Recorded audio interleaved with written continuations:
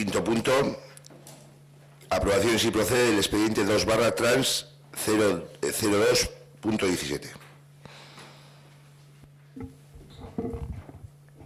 Bueno, es un expediente de modificación presupuestaria para transferir créditos por importe de 25.000 euros de la partida de inversión mobiliario, carreteras, caminos y vías públicas a la partida de mantenimiento y conservación de carreteras, caminos y vías públicas.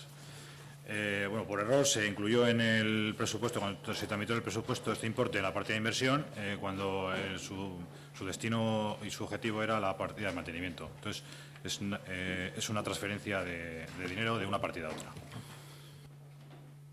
Es que entendemos que es un error técnico que no conlleva mayor variación que la denominación el capítulo al que hay que transferir la cantidad. No hay variación de cantidad ni hay variación de proyecto. También vamos a votar en contra porque ya votamos en contra en su día de los presupuestos. Por lo tanto, de una parte de la modificación de esos presupuestos tampoco vamos a votar a favor. Es que Asier, Ernesto Víctor. No. Vamos a proceder a la votación si procede el expediente 2/trans 02.17. ¿Votos a favor? ¿Abstenciones? ¿En contra? Queda aprobado.